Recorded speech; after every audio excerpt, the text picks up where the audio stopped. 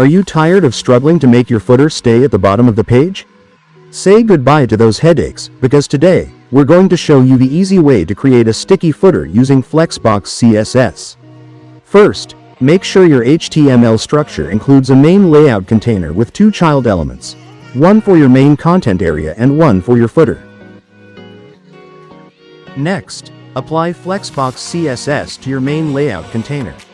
Set it to display as a column, and use Flex Grow to allow the main content area to expand and fill the available space.